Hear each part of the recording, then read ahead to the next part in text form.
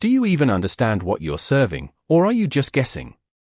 The man's voice cut clean through the soft jazz and low hum of polished conversation, sharp enough that even the clink of crystal glasses seemed to pause mid-air, and for a moment the entire dining room of Whitmore House fell into a strange, suspended silence as heads turned not toward the speaker, but toward the woman standing beside his table, her posture straight, her hand steady around a leather-bound menu that had seen years of quiet service under golden light. Ava Brooks didn't flinch. Not when a few guests exchanged knowing smiles, not when someone at a nearby table let out a soft, uncomfortable chuckle, not even when the man, Richard Whitmore, a name that carried weight in boardrooms and headlines alike, leaned back in his chair with the relaxed confidence of someone who had never once questioned his place in a room like this, his cufflinks catching the chandelier light as he gestured casually toward her like she was part of the decor rather than a person. Outside, through the tall glass windows, the city stretched wide and glowing, Manhattan alive in late evening rhythm, yellow taxis threading through avenues, distant sirens blending into the pulse of a world that never slowed down, but inside, everything narrowed to a single moment, a single exchange, a single assumption hanging in the air. Ava's eyes moved once, briefly, across the table, for guests, all well-dressed, all watching now. One woman with a polite smile that didn't quite reach her eyes, another man checking his phone but not really reading it, and then back to Richard, who tilted his head slightly as if waiting for her to prove him right. I asked a simple question, he added, his tone lighter now, almost amused, as though this were entertainment rather than insult. Ava inhaled slowly, not visibly, just enough to steady the quiet rhythm of her breath, the kind of control that didn't come from training manuals or customer service scripts but from something deeper, something learned long before this room, long before this job, long before a uniform and a name tag reduced a person to a role. The soft fabric of her apron brushed lightly against her fingertips as she adjusted her grip on the menu, the faint scent of espresso and butter drifting from the kitchen behind her, grounding, familiar, real. Yes, sir, she said at last, her voice even, clear, carrying just enough warmth to remain professional, just enough distance to remain untouched, and for a fraction of a second, something flickered across Richard's face, not recognition, not yet, but the smallest hint of curiosity, as if he hadn't expected her to answer so calmly, so completely unaffected. A server passed behind her with a tray of sparkling water, the ice catching the light like tiny shards of glass, and somewhere near the bar a quiet laugh resumed, the room beginning to breathe again, but not fully, not the way it had before, because something had shifted, subtle but undeniable, like the air just before a storm when no one can quite explain why they feel it but everyone does. Ava opened the menu, her fingers brushing the page edges with practiced ease, and when she spoke again, it wasn't louder, it wasn't sharper, it was simply precise, each word placed exactly where it needed to be, as if she were choosing not just language, but timing, tone, and meaning all at once. And though no one at the table realized it yet, though Richard still leaned back with that same effortless confidence, there was something in the way she held his gaze now that made the moment stretch just a little longer than it should have, a quiet tension threading through the space between them, invisible but real, like a line drawn that no one had noticed until someone dared to cross it. Richard did not reach for the menu immediately, not the way most people did when presented with options. Instead he watched her, studying the way she stood there without shrinking, without rushing, without the faint nervous energy he had come to expect from staff who recognized his name, and that alone seemed to unsettle him more than any mistake ever could. He let out a soft breath through his nose, then tapped one finger against the edge of the table as if deciding something in his own mind, before leaning forward just slightly, the movement subtle but deliberate, drawing the attention of his guests back into the moment. All right, he said, his voice carrying that same polished confidence, but now edged with something quieter, something more testing. Let us try something simple, and without looking down, he began to speak again, this time in French, his accent careful but practiced, the kind of language learned in private schools and refined during business trips. Ordering a wine pairing with specific notes, asking about the origin, the year, the subtle differences that only someone well-versed would recognize. One of the guests smiled faintly, clearly impressed, another raised an eyebrow as if anticipating what would happen next, and for a heartbeat the room leaned in again, waiting. Ava listened without interrupting, her expression unchanged, her eyes steady, and when he finished, there was no hesitation, no pause to translate in her head, no visible shift at all, only a smooth, immediate response in the same language, her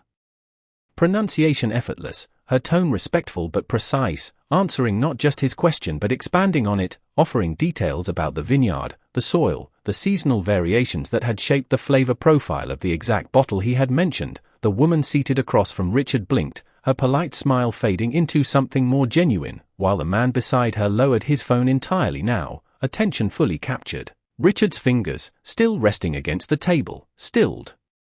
completely, and though his face did not change much, the ease in his posture tightened just a fraction, like a thread pulled slightly too taut. Interesting, he said after a moment, switching without warning into Italian, his tone lighter now, almost playful, as if this were still a game he controlled, asking about a dish not listed on the menu, something traditional, something regional, testing depth rather than surface. Again, Ava answered, just as fluid, just as composed, her voice carrying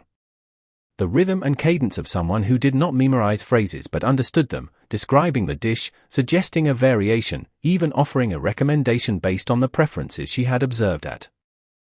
the table. And this time the reaction was not subtle, a quiet murmur moving through the nearby tables, a shift in attention that could not be ignored. The ambient noise of the restaurant seemed to dim around them, conversations lowering, silverware pausing mid-motion, as if the entire space had begun to orbit this single exchange. Richard leaned back again, but slower now, his eyes narrowing just slightly as he studied her in a way that no longer felt dismissive, but searching, recalibrating. One of his guests let out a soft laugh, not mocking this time, but impressed, and said something under her breath that carried just enough volume to be heard, something about underestimation, something about assumptions. Ava closed the menu gently, the soft sound of leather against paper somehow louder than it should have been, and for a brief moment, the two of them simply looked at each other across the table, the distance between them unchanged in feet, but entirely different in weight. Somewhere near the bar, a glass was set down a little too hard, the sound echoing faintly, but no one turned to look, because whatever had started here was no longer a simple exchange between a guest and a server. It had become something else entirely, something that had begun to shift the balance in a room where that balance was rarely questioned. And for the first time that evening, Richard Whitmore did not speak immediately, as if he were realizing, perhaps too late, that he was no longer the only one in control of the conversation. The silence did not break all at once, it shifted, slowly, like a current changing direction beneath still water, and Richard's gaze remained fixed on Ava as if trying to place her somewhere in a framework that no longer fit, his mind recalculating in real time, measuring not just what she had said but how she had said it, the ease, the precision, the absence of performance, and for a man who built his world on reading people quickly, on categorizing them within seconds, this hesitation was unfamiliar, almost uncomfortable. He cleared his throat lightly, the sound controlled, but it carried enough to signal that he was not finished, that whatever this had become, he intended to take it further, and this time when he spoke, it was in German, faster than before, less polished, more natural, as if he were no longer performing for the table but reaching for something closer to instinct, referencing a business deal, a logistics term, something layered, something that required not just language but understanding of context. One of the men at the table straightened slightly, recognizing the shift, his earlier amusement replaced by interest, while the woman across from Richard folded her hands together, her expression sharpening with quiet anticipation. Ava did not interrupt, but there was the smallest change now, not in her posture, not in her expression, but in her eyes, a flicker of recognition that passed and settled, and when she responded, it was not simply an answer, it was alignment, her German matching his pace, but clearer, more structured, gently correcting a detail in his phrasing without calling attention to it, then continuing seamlessly into an explanation that connected what he had said to a broader context, something practical, something precise, as if she were not just understanding him, but refining the conversation itself. The man beside Richard let out a quiet breath, almost a whistle, and leaned back in his chair, no longer pretending disinterest, while a couple at the neighboring table turned openly now, their conversation abandoned entirely. Richard's jaw tightened just slightly, not in frustration, but in concentration, the kind that appeared when control began to slip, not dramatically, but enough to be felt. He reached for his glass, lifted it, then paused before taking a sip, his eyes still on her, and for a moment the reflection of the chandelier trembled in the surface of the water, catching the tension that had settled between them. "You have studied," he said, this time in English again, but quieter, less performative, as if testing a different approach, and it was not quite a question. Not quite a statement, something in between. Ava held his gaze, and for the first time there was the faintest hint of something behind her composure, not defiance, not pride, but something steadier. Something rooted, and she answered simply, "I listen," the words landing softly but carrying more weight than anything that had been said so far, and the effect was immediate, not loud, not dramatic, but visible in the way the table stilled again, the way one of the guests blinked as if recalibrating, the way even the ambient music seemed to fade just a fraction. A server passed behind her again, slower this time, careful not to interrupt whatever this moment had become, and from the far end of the room, the manager stood watching, arms loosely crossed, not intervening, but not looking away either. Richard set his glass down carefully, the base touching the table with a quiet, deliberate sound, and something in his posture shifted again, not fully, not yet, but enough that the distance between them no longer felt like a hierarchy, but a line being redrawn in real time. He exhaled once, slow, controlled, then glanced briefly at his guests, as if aware now that the room was no longer just observing, but witnessing, and when his eyes returned to Ava, there was something new there, something that had not been present before, not respect, not yet, but the undeniable beginning of it, the first crack in a certainty he had carried for years without question. And though no one spoke immediately, the silence that followed was no longer empty, it was charged, waiting, as if the next words, whoever chose to speak them, would not simply continue the conversation, but define it. Richard did not look away this time, not when the quiet settled, not when the weight of her words lingered in the space between them. Instead he leaned forward again, slower than before, his elbows hovering just above the edge of the table as if he were approaching something delicate, something that could not be handled with the same careless certainty he had walked in with. And when he spoke, his voice had changed, not softer, but more measured, like a man choosing each word instead of tossing them out. Listening, he repeated, as if testing the idea in his own mind, then glanced briefly toward the others at the table, noticing for the first time that none of them were speaking, none of them were smiling politely anymore. They were watching, not him, but her, and that realization seemed to land somewhere deeper than he expected. Claire shifted slightly in her chair, the subtle movement of her bracelet catching the light, and though her expression remained composed, there was a tension in the way her fingers rested against the table, a stillness that did not belong to comfort, while the man beside her cleared his throat quietly, as if unsure whether to break the silence or preserve it. Ava stood exactly where she had been, not retreating, not advancing, her presence steady in a way that did not demand attention but held it anyway, and the menu in her hands now felt less like a tool of service and more like a quiet anchor, something that kept the moment grounded while everything else shifted. Richard exhaled slowly, then reached for a different angle, something less direct, and turned his head slightly toward Claire, who had just spoken a few words under her breath in Italian. Her tone light, almost dismissive, the kind of aside meant to pass unnoticed, but Ava's eyes flickered for the briefest second, not toward Claire, but toward the space between them, and then back to Richard, as if she had heard more than she should have, or perhaps exactly as much as she needed. Richard caught that flicker, not fully understanding it, but sensing it, and his brow tightened just slightly, curiosity sharpening into something more focused, more intent. "Is there something you would recommend?" he asked, returning his attention to Ava, but now the question carried a different weight, no longer a test of her knowledge, but an invitation, cautious, uncertain, as if he were stepping into unfamiliar ground. Ava did not answer immediately, and in that brief pause, the room seemed to hold its breath again, not out of tension this time, but anticipation, and when she finally spoke, her voice remained calm. But there was a subtle shift, a quiet depth that had not been there before, or perhaps had been there all along and was only now being noticed. She suggested a dish, describing it not just in terms of flavor, but in experience, the balance, the texture, the way it paired with the wine he had mentioned earlier. And as she spoke, her words moved with a quiet confidence that did not seek approval, did not perform, it simply existed, complete on its own. Claire's fingers tightened slightly around the stem of her glass, almost imperceptibly, and she spoke again, this time in Italian, a little sharper, a little faster, her words brushing past the surface of the conversation like a current beneath still water. And again, Ava's gaze did not move, but something in her expression shifted just enough to register, a flicker of understanding, a recognition that carried weight. Richard noticed it now, clearly, the pattern forming, the way Ava responded not just to what was said openly, but to what was spoken quietly, indirectly, and for the first time, a thought crossed his mind that he could not immediately dismiss. that perhaps the conversation happening at this table was not limited to what he understood, that there were layers he had not accounted for. He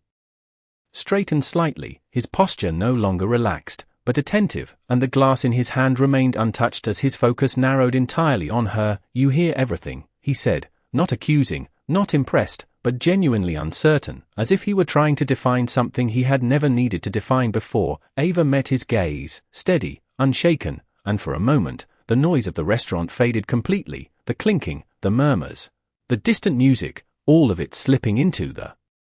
background until there was only the space between them, and in that space, something unspoken began to take shape, something that was no longer about language, or service, or status, but about understanding, and the realization, quiet but undeniable, that the conversation was no longer his to control. The words did not need to be spoken again for them to linger, they settled into the air like something heavier than conversation, and Richard felt it now, fully, not as a passing curiosity but as a shift he could not ignore, the kind that rearranged the room without moving a single object. His gaze drifted briefly toward Claire, who had just taken a small sip from her glass, her posture still composed, her expression still refined, but there was something in the way her eyes did not meet his, something in the way her fingers adjusted the stem just a fraction too tightly, and it was subtle, almost invisible, but Richard had built his life on noticing subtle things, on reading between words, and now, for the first time that evening, he wondered if he had missed something earlier, something important. Ava remained still, not inserting herself into the silence, not pushing the moment forward, but not stepping back either, and that balance, that restraint, carried more authority than anything she could have said, and it made the space around her feel different, grounded, steady, as if she were the only fixed point in a room that had begun to tilt. One of the guests shifted in his seat, glancing between Richard and Claire with growing awareness, while the woman across from them set her glass down carefully, the faint sound marking the passage of time in a moment that felt stretched beyond measure. Richard straightened slowly, his shoulders no longer relaxed, his attention narrowing, and when he spoke again, his voice had lost the casual edge it carried before, replaced by something quieter, more deliberate. "What did she say?" he asked, not loudly, not demanding, but directly, the question landing between him and Ava with unmistakable weight. Claire's head turned just slightly, her eyes flicking toward him now, and there it was. The smallest crack in her composure, quickly masked but not unseen, and the tension at the table sharpened, not outwardly, not in any dramatic way, but internally, like a line pulled taut beneath the surface. Ava did not answer immediately, and in that pause, something else emerged, not hesitation, but choice, a decision forming behind her steady gaze, because this was no longer about language, it was about consequence, about what happens when understanding becomes action. She glanced briefly toward Claire, not with accusation, not with judgment, but with quiet acknowledgement, as if recognizing the weight of what had been said in another tongue, and then she looked back at Richard, meeting him fully, her expression unchanged but her presence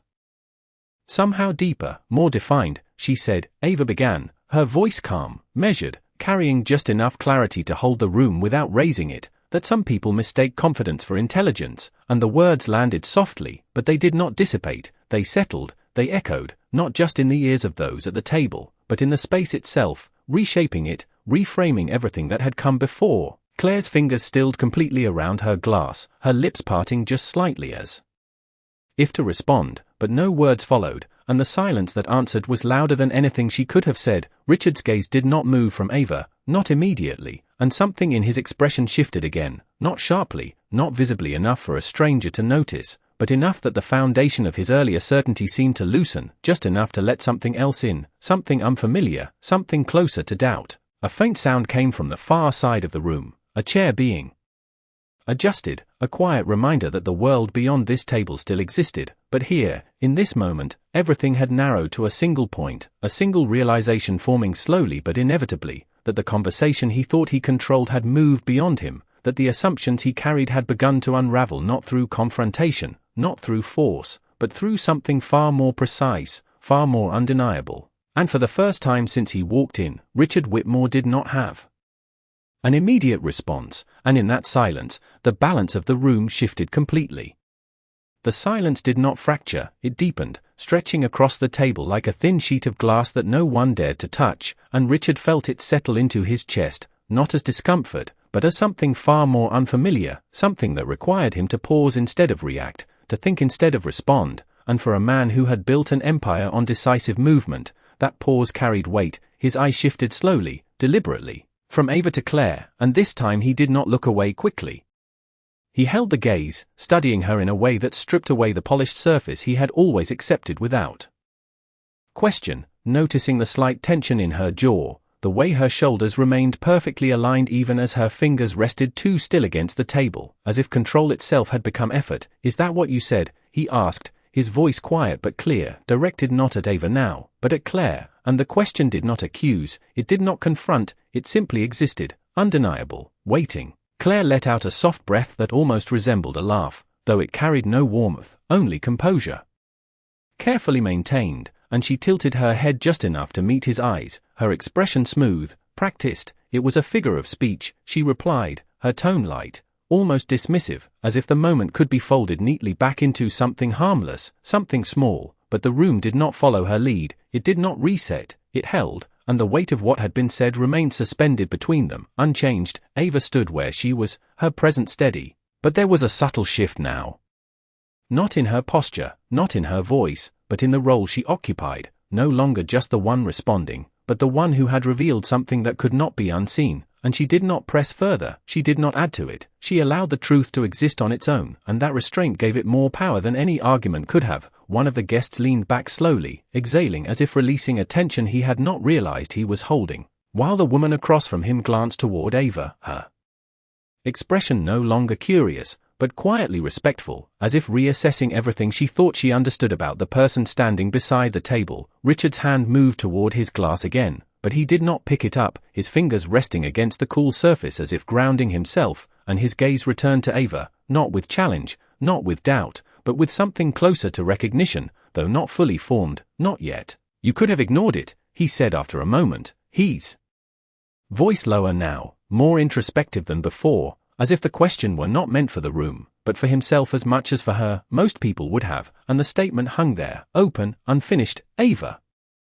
met his gaze without hesitation, and for the first time there was a faint softness in her expression, not sympathy, not forgiveness, but something quieter, something rooted in certainty, and when she spoke, her voice carried no edge, no need to prove anything, only clarity. "Most people are not listening," she said, and the word settled into the space between them with a calm finality, not closing the conversation, but redefining it. The faint hum of the restaurant began to return, not fully,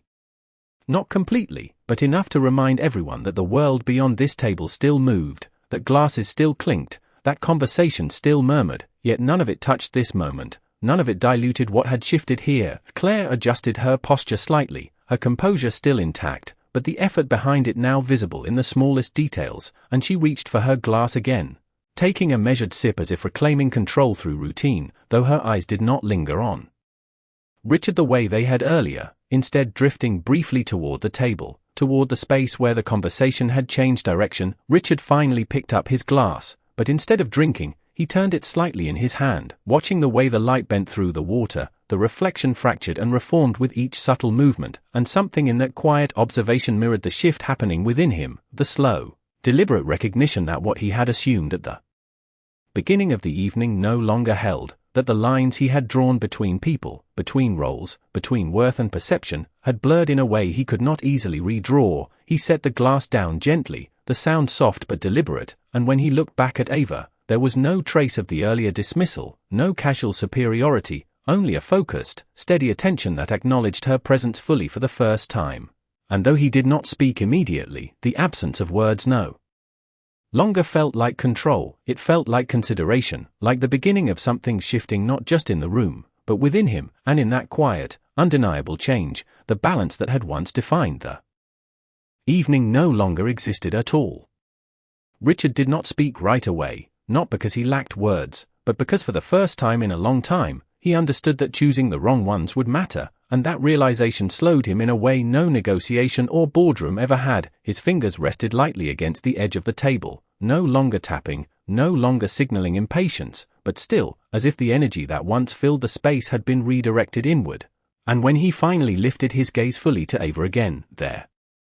was no trace of the earlier performance, no hint of the man who had entered the room expecting to be the center of it, only a quiet awareness that he had misjudged something fundamental. "What is your name?" he asked, and the question landed differently than anything before it, not as a formality, not as a courtesy extended out of habit, but as something intentional, something that acknowledged her as more than a role, more than a presence in the background of his evening. Ava did not hesitate.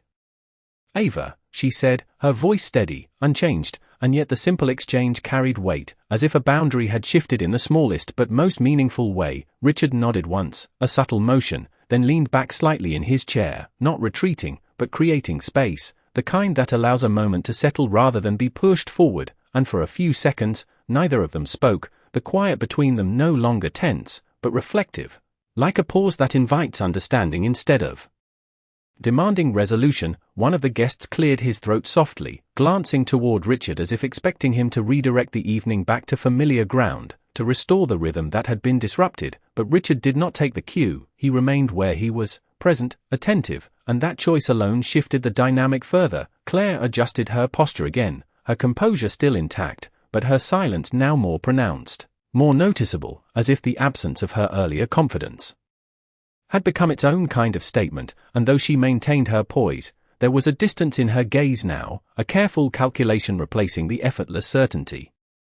she had carried before. Ava remained composed, but there was a subtle change in the way she held herself, not more assertive, not more relaxed, simply present in a way that no longer required justification, as if the room had finally aligned with a truth she had carried long before stepping into it. Richard exhaled slowly, then let out a quiet breath that almost resembled a soft laugh, not amused, not dismissive, but reflective. "I was wrong," he said, the words simple, unembellished, and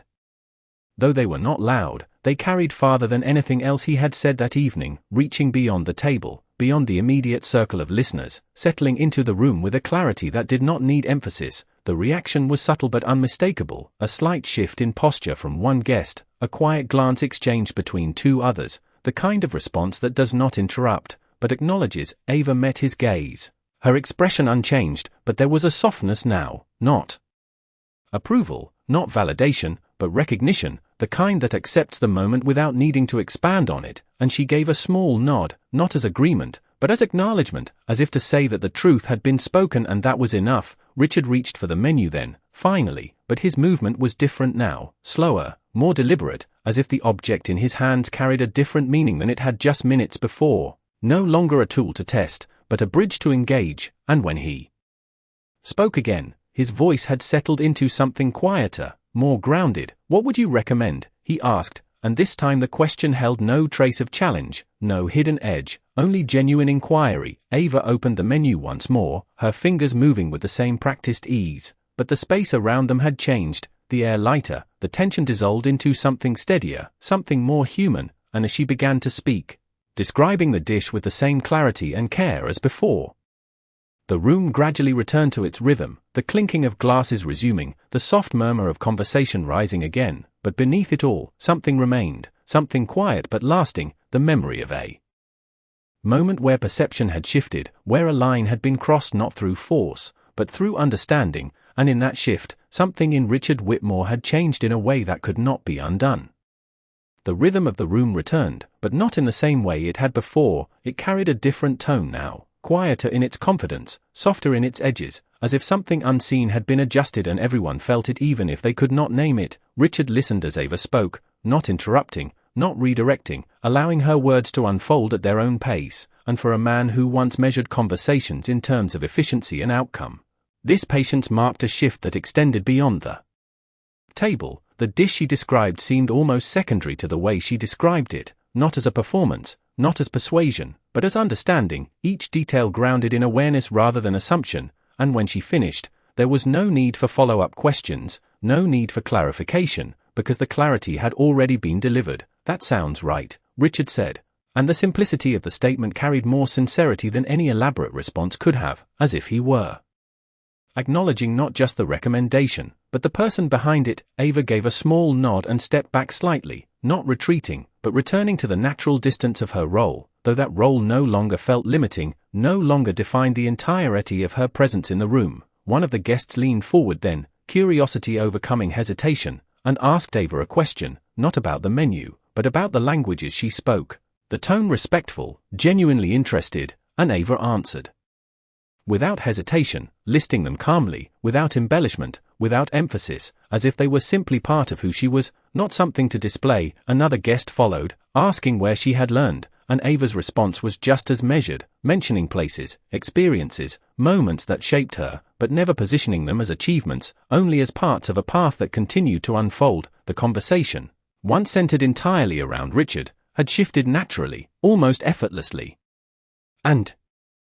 he noticed it, not with irritation, but with a quiet awareness that felt more like observation than control, and instead of reclaiming the center, he allowed it to remain where it had moved, watching, listening, absorbing. Claire remained composed, her posture unchanged, but the silence around her now felt different, not commanding, not central, but peripheral, as if the space she once occupied had gently receded, and though she maintained her poise, her gaze no longer anchored the table. It drifted, detached, thoughtful in a way that suggested recalibration rather than resistance. A server passed by with a tray, the faint scent of rosemary and citrus trailing behind, and the ambient music, soft and steady, filled the spaces between voices, but the focus remained at the table, not out of tension, but out of genuine engagement. Richard finally reached for his glass and took a slow sip, the motion unhurried, and as he set it down, his eyes returned to Ava once more, not searching. This time, not testing, simply acknowledging, and there was something in that look that carried a quiet respect, not announced, not emphasized, but present. "Thank you, Ava," he said, and the words, though simple, landed with a sincerity that had not existed at the beginning of the evening, a sincerity shaped not by obligation, but by understanding. Ava met his gaze for a brief moment and gave a slight nod, then turned with the same steady composure and moved toward another table, her steps measured, unhurried, the soft sound of her shoes against the polished floor blending seamlessly into the rhythm of the room. As she walked away, the space she left behind did not feel empty, it felt altered, as if something of her presence remained, not as an impression, but as a shift that could not be reversed. Richard watched her for a second longer than necessary, then turned back to the table, but his posture, his expression, even the way he held the menu now reflected something different. Something quieter, more grounded, and though the evening continued, though conversations resumed and the flow of service moved forward, the moment that had unfolded remained intact, a quiet turning point that required no announcement, no conclusion, only recognition, and in that recognition, something enduring had taken root. The evening continued, but not in the way it had begun, not with the same careless rhythm or unspoken hierarchy that had once defined the space. Instead there was a quiet recalibration, subtle yet undeniable, and Richard felt it in the smallest details, in the way he listened when others spoke, in the way he noticed the pauses between words, in the way his attention no longer drifted past the people serving him as if they existed only to support his presence. The food arrived, carefully plated, each element placed with intention, and when Ava returned to set the dishes before them, her movements remained steady, professional, unchanged, yet the exchange between them carried a different weight now, one that did not need acknowledgement to exist. "Careful, the plate is hot," she said softly as she placed it in front of him, and the simplicity of the moment grounded everything that had come before, reducing it to something human, something real, something that could not be framed as performance or spectacle. Richard nodded, meeting her eyes briefly, not holding the gaze too long, not out of discomfort, but out of respect, as if understanding that the moment did not belong to him alone. The conversation at the table resumed, but it flowed differently now, more balanced, more aware, and when one of the guests spoke about international markets, referencing regions and languages with broad generalizations, Richard paused before responding, considering, then choosing his words with care, adjusting, refining, not to impress, but to reflect a deeper awareness. And though no one commented on the change, it was felt, subtly, in the way the others listened. Claire remained composed, her presence still elegant, still controlled, but there was a distance now, not imposed from the outside, but created from within, as if the certainty she once carried had been replaced with something quieter, something more measured. And though she participated in the conversation, her voice no longer guided it, it followed. Ava moved through the room with the same quiet efficiency, attending to other tables, her focus shifting naturally from one guest to another, but the imprint of the earlier exchange lingered, not just with Richard, but with those who had witnessed it, shaping the way they now saw her, not as someone defined by her role, but as someone who had always existed beyond it. At one point, as she passed by again, Richard spoke, not loudly, not to draw attention, but simply, "Ava." And when she turned, he held her gaze for a moment longer this time. Long enough for the words to carry weight. "I appreciate you," he said, and though the statement was brief, it held a sincerity that did not seek recognition, did not ask for acknowledgement, it simply existed as truth. Ava nodded once, her expression calm, unchanged, yet there was a quiet understanding in her eyes, not of the words themselves, but of what had shifted to make them possible, and without adding anything further, she continued on, her presence blending seamlessly back into the rhythm of the room. As the evening drew on, the light softened slightly, the city beyond the windows glowing deeper into night, and the energy of the restaurant settled into a steady, comfortable flow. But for Richard, something remained unsettled, not in a way that disturbed him, but in a way that stayed with him, something that asked to be carried beyond this room, beyond this moment. When the check arrived, he did not rush through it, did not sign it absent-mindedly as he had done countless times before. Instead he paused, pen in hand, considering, then writing slowly, deliberately, not just a number, but a reflection of something he had understood too late, yet not too late to change. He set the pen down and closed the folder gently, the motion quiet, intentional, and as he stood to leave, he glanced once more across the room, finding Ava among the movement of guests and staff, her figure steady, composed, part of the place yet never confined by it, and for a brief moment, their eyes met again. Not as strangers, not as roles, but as two people who had shared a moment that neither would forget. Richard gave a small nod, almost imperceptible, then turned toward the exit, stepping back into the night where the city continued as it always had. But for him, the world felt just slightly different, not because it had changed, but because he had, and in that quiet shift, something far more lasting than a conversation had taken root, something that would follow him long after the lights of the restaurant faded behind him.